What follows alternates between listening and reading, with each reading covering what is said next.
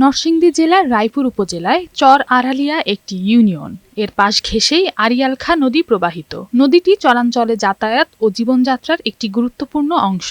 এই অঞ্চলের বাসিন্দারা যুগ যুগ ধরে সেতুর অভাবে চরম দুর্ভোগে রয়েছেন। আড়িয়ালখা নদীর ওপর নির্মিত কাঠের সেতু পারাপার হয়ে উপজেলার সদর কিংবা শহরের সাথে যোগাযোগ রক্ষা করেন সেখানকার শিক্ষার্থী, দিনমজুর সহ শ্রমিক জনতা। উৎপাদিত কৃষি পণ্য নিয়েও বিপাকে পড়েছেন অনেকেই। এলাকাবাসী বলছেন, দীর্ঘ বছর ধরে বিভিন্ন মহলে দাবি জানিয়ে আসলেও কোনো প্রতিকার মিলছে না। উদ্যোগ গ্রহণ হচ্ছে না সেতু নির্মাণে। ৭,০০০ লোকের যাতায়াতের রাস্তায় দৈনিক এখানে আসা যাওয়া করতে হচ্ছে।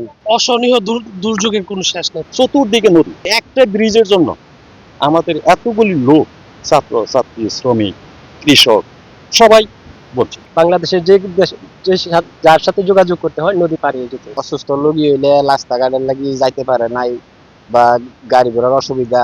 স্থানীয়দের সহযোগিতায় আড়িয়ালখা নদীর ওপর নির্মাণ করা হয়েছে দুটি কাঠের সেতু। যানবাহন চলাচল সহ দৈনন্দিন কয়েক হাজার মানুষের যাতায়াতের ফলে ঝুঁকিপূর্ণ হয়ে পড়েছে সেতু দুটো। এখনকার এই ডিজিটাল যুগের মধ্যে যে সাঁকু দিয়ে চলাফেরা করে এরকম উপজেলা মনে হয় বাংলাদেশের দ্বিতীয়টা আর নাই। কিছু চাই না, সরকারের কাছে একটু আবেদন চাই, আমরা এই ব্রিজটা যদি করতে পারি, দেখে মরতে পারি, তো সাবলম্বী জীবন নেব।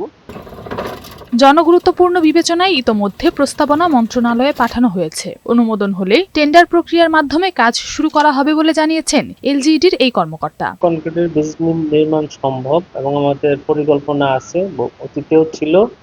তো প্রকল্প পাস না হওয়ার কারণে এখন পর্যন্ত বাস্তবায়নে আমরা যেতে পারি নাই। তবে আমরা আশাবাদী খুব শীঘ্রই এটা বাস্তবায়ন হবে। নওশীন জান্নাত, বৈশাখী সংবাদ।